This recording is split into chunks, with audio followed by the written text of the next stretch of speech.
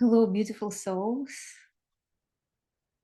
It's definitely been a while since I connected with all of you through video, in a video format. And I believe it's so much more personal, it's so much more vulnerable, so much more real. It's not necessarily live. I used to do lives on Facebook and Instagram a little bit in the past. I've been in coaching business for about 12 years now, and it's been quite a journey. So, for the past 8 months or so, I've been in this massive transition, massive transition. And I know you can relate because the whole world is going through the massive transition. And it's kind of polarized, like it's not like there are some really bad things happening and there are really good things happening at the same time. And this is where we experience this timeline split, right? It's like the old world is getting worse and worse and worse, and the new world is being born and become more clear, and the new foundation is being created. So I'm definitely stepping into this new timeline, creating a new world, being a birth doula during the times of transition. And beforehand, we need to give birth to ourselves, to our new identity, new incarnation in a way. Right? For me, it's not just new identity, it's like a new incarnation almost, like within the same lifetime. That's how intense it feels. That's how it's a little bit disorienting. It's like a little bit like, what is going on? Feeling unrooted, feeling ungrounded, feeling like like falling into the unknown, going through this void, becoming a chrysalis, and like not knowing what kind of world you're going to be birthed into, like while living in the normal life and like paying bills, as we say here in the United States, right? Like paying bills is a big thing apparently. Well, doing all these normal things, like going through this massive transformation. And I really want this video to be raw, right? I don't want to be too edited today. And this is my reconnection video. And I just wanted to touch base and share a few things of what was real for me during this time, how I navigated it. I definitely stayed connected a little bit with you through my written materials, like the articles of my posts, my letters, right? We're still connected, but not as connected as I usually connected to my business and all of you in my community. So since July last year, 2025, I've been going through a massive transition, and in a way, it's very conscious transition. It's very intuitive. It's definitely seeing something before it becomes obvious. It's trusting my inner guidance, and it's also an invitation to be in full integrity of what I'm teaching, of what I'm here to share with my people. Like I had my students, my apprentices, so I felt more responsible to be fully aligned with the path that I invite others to join, right? So just a few things about this experience we had in apprenticeship program, Ascension of Intimacy School of Tantra. We went through massive transformational experiences together. And what my students were saying is like, wow, we're not just learning these things, We're not just educating ourselves, through theoretical work, through just personal tantric practice. We are living these topics with these modules, right? Every month we have a new module. We're living them in our life, in our real life. Like, what is real, right? Our question, one of the central questions in our school of Tantra. It's like, what is real for you right now? And we were living these themes with these modules in real life. Every time we would transition to a new module, we would open up this portal and we would download this experience, and it would materialize in our life, and like would challenge us exactly on the topic we're working on.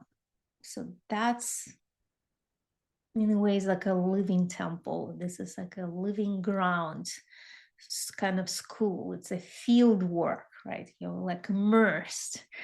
It is real, right? It's not just like, oh, I go to school, do the homework, and reports like what I've learned, like repeat. No, you're actually embodying it. You're living it from inside out. Oh, my daughter is back from school. So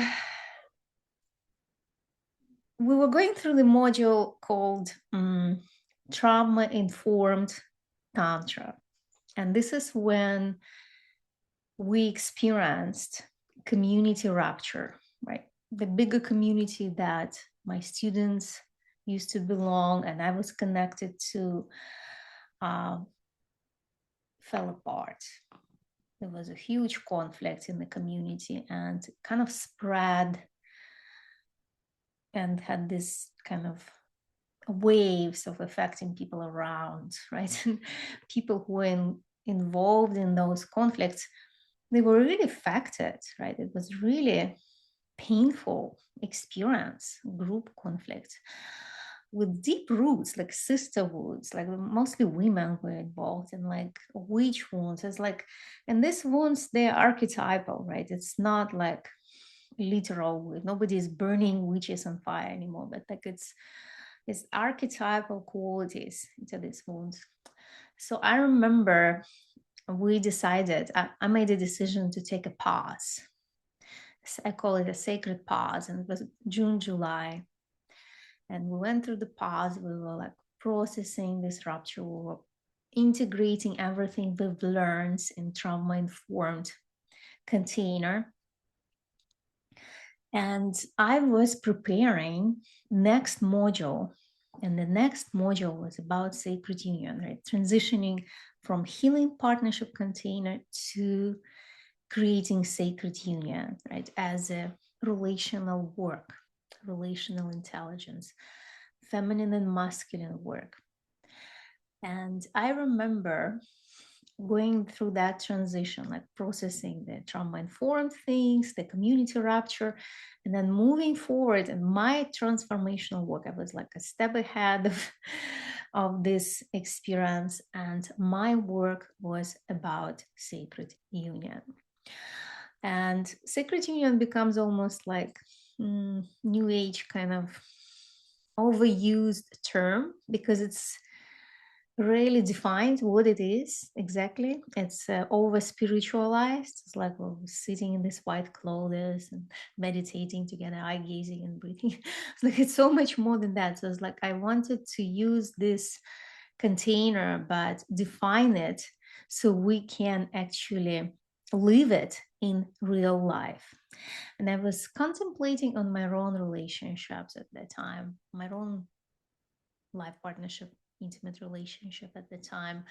And I really was digging really deep. I was doing some expanded states of consciousness, tantric work on my own in my private space. And I received a massive guidance. I received massive guidance. And I became aware, I made a request, right? It's like, okay, I see all these elements that I experienced and I shared with others. I was guiding others what I lived. healing partnership, intimacy work, mystical intimacy, being in those flow states in intimate space, healing sexuality, healing wounds between feminine and masculine in terms of connecting, right?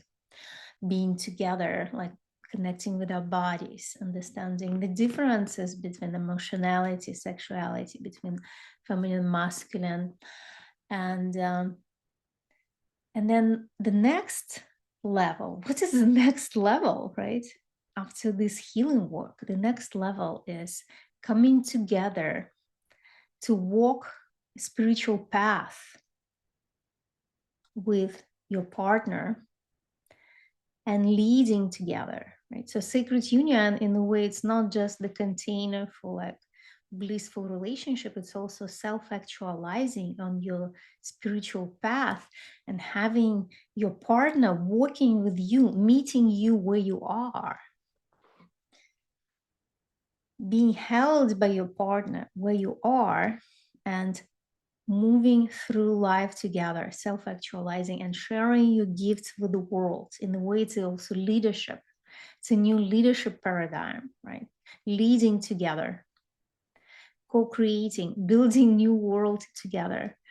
So when I arrived to that space and I became aware, I was like, wow, that's what sacred union means for me. And that's how we're going to see it, how we're going to shape it in our school.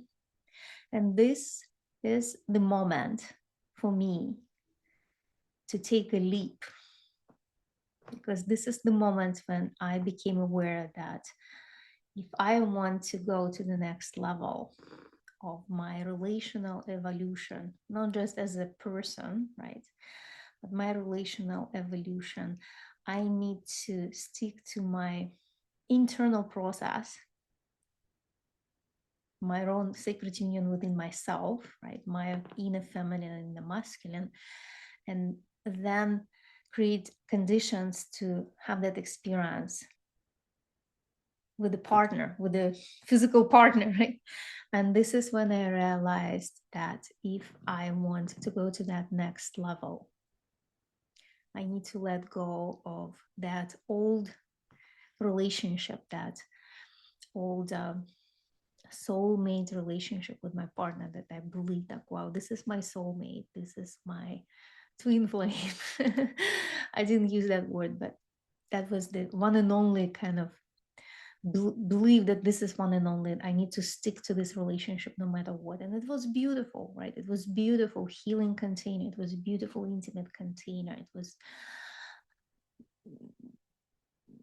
beautiful growth container for a long time, right? And meeting each other on the soul level. And at that moment, I became aware that if I want to continue growing, we're not a match anymore. And that was one of the most painful transitions that I have made.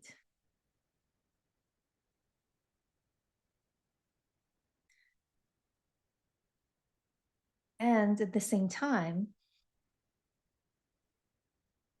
as I was going through that transition,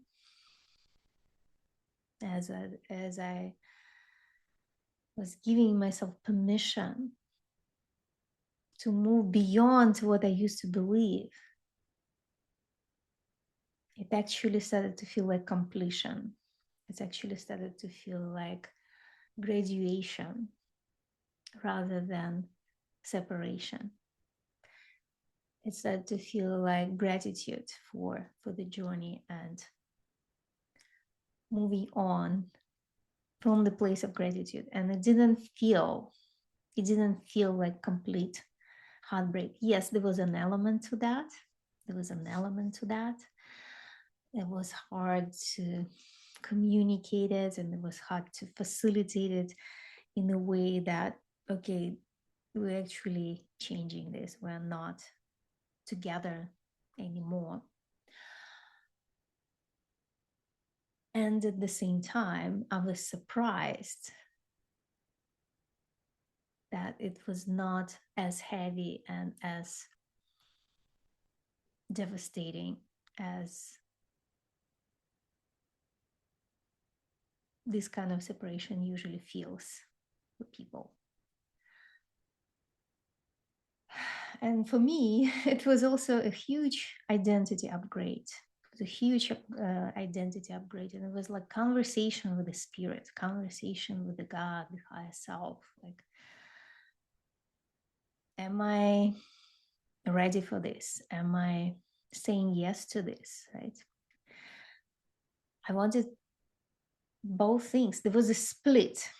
So there was a split in my relationship at that time. It was intimacy, it was healing work, it was flow, it was soul connection, spiritual connection in this bubble, right? But outside of that bubble, like dealing with real life, with practicalities, with living in density of this world, being life partners who walk hand to hand and grow hand to hand in the density of this world, and me being the main provider all my life, that was inherited from my mother lineage, which I chose to, that felt like it had to end. That I had to let it go because I claimed in that space, in that sacred space with myself, I found the masculine within myself that could match me, that could meet me, that could hold me in this archetypal polarity, right? It's not androgynous. Like I've been always more androgynous kind of being, right? But at that space, I really wanted to separate those roles. And I really wanted to dive deeper in my feminine work, in my feminine incarnation, and allow the more masculine partner to show up in my life and hold that space, an archetypal role of provide and protect. That's what I call healing my provider's wound. My provider's wound as a strong woman, as a woman provider, as a woman who is a father and the mother and the leader and the doer, right? While also doing all the spiritual work. So the spiritual work that I'm here to do required me to let go of that dense, heavy duty work that I've also been doing, to step into the depth of my feminine work and be held by the masculine partner who is capable of providing and protecting, who could step into the capacity of being the main provider. It doesn't mean that I don't provide at all, or I don't generate any income, or I don't do any kind of real life work. It means that I give that role of being the only provider or the main provider, and delegating to that empowered masculine who can show up and who did show up within myself, that I experienced it internally first. I created the whole mythology, I call it soul mythology, that really creates lots of clarity, lots of like this very clean, tangible information and clean, tangible frequency of what it is, right? So I've done that work, and I had that kind of sacred ceremony, right, of committing to this level of partnership, of anchoring my standards, my preferences, my settings for relationships in that space, in that upgraded space. That's what I want. That's the partner I need to continue growing in this direction, because it's a heavy load to carry along, and this is what it takes for me to stay in this field, to continue my spiritual work, to continue my tantric work, and also role model what sacred union is about for others, right? So that was a huge shift. It was huge transition, and it did require me to go in my chrysalis, right, in my cocoon. So I was not showing up so much in video format, in messaging, and working with my apprentices mostly. And they were actually witnesses of my transition. I didn't hold back from being vulnerable and seen by them.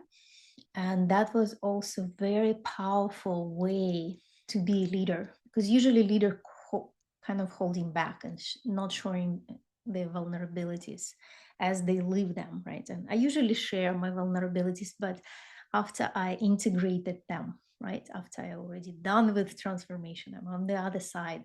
Here, I actually was vulnerable in the process. Like, I don't know what's going to happen. This is where I am at. And I was seen and witnessed by my students who were following me without actually having a clear map for myself. So I felt that was an act, a choice of courage.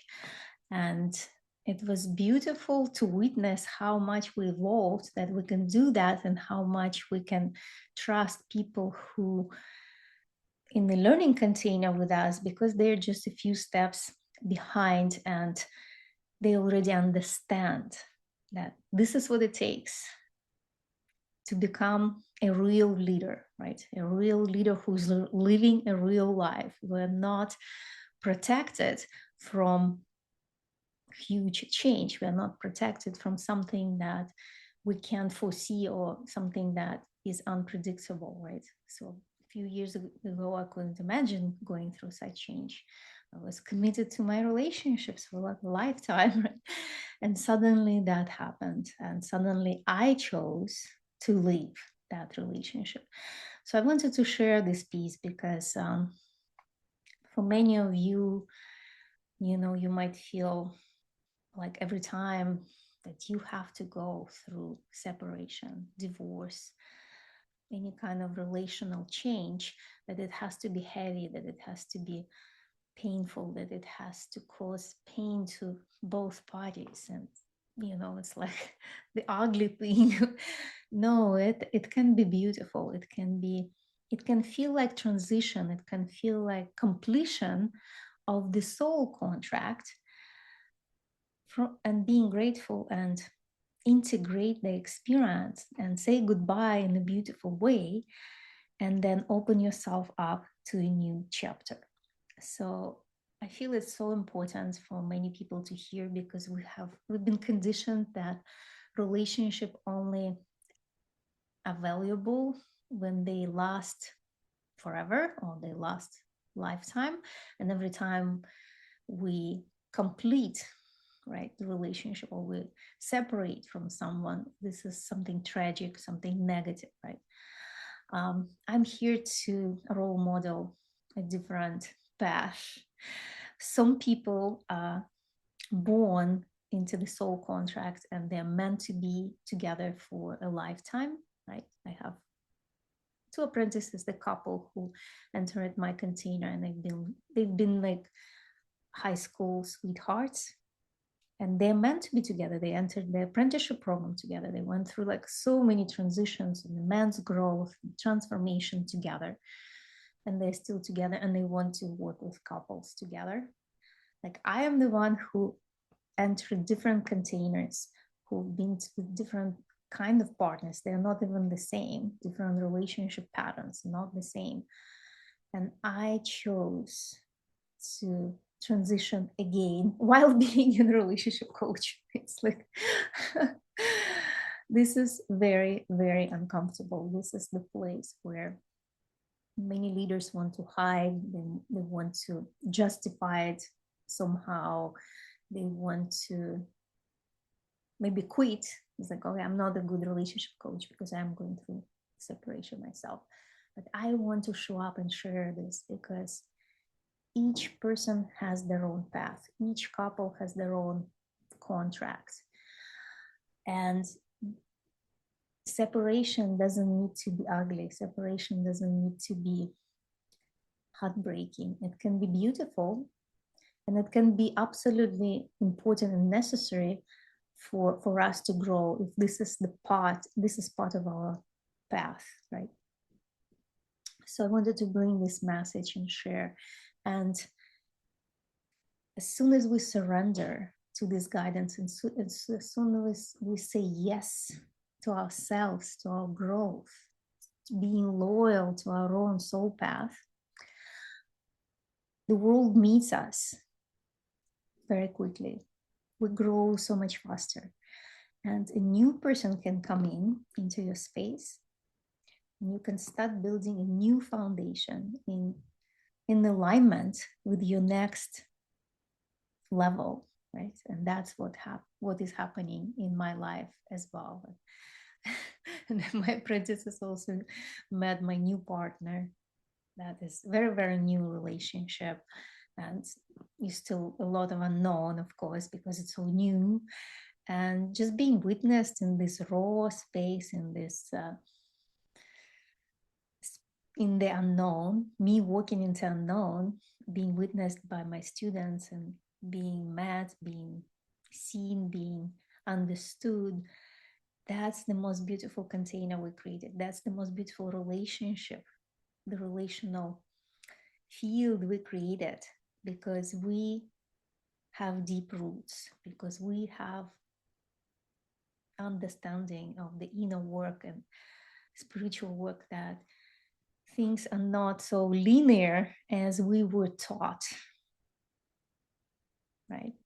Our culture is very linear, it's very survival based, it's very black and white, but our experiences can be diverse, they can be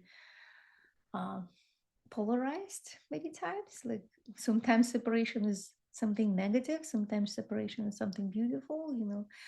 It's all about your truth. It's all about you being loyal to yourself. It's all about you following your own inner guidance, even if it feels like, you know, 2 years ago it was a completely different story. We can trust this. And we don't really need to know exactly what's going to happen in the future. As soon as we're fully honest, fully committed to our truth, and embracing our growth. So I wanted to share this piece with you. There are so many more layers that I can share. We are right now in the soft launch with my second cohort. So if you're interested in Ascension of Intimacy School of Tantra, exploring this work, exploring this container, this school, this is the field, this is the foundation of the new world we want to create. This is a new relational paradigm. You're welcome to reach out. And if you are going through the transition, like I feel like the way I transitioned during these past 8 months, it's like new incarnation, not just new identities, like new incarnation within the same lifetime. And now I'm this in beginner's mind, right? Like I'm in this, like I'm reborn, and like there's so much wonder, there is so much uncertain spaces that can be shaped in whatever, right? In a good way. I see it in a good way. It's like you're young again, and you don't have the information yet, right? You are not burdened by your past.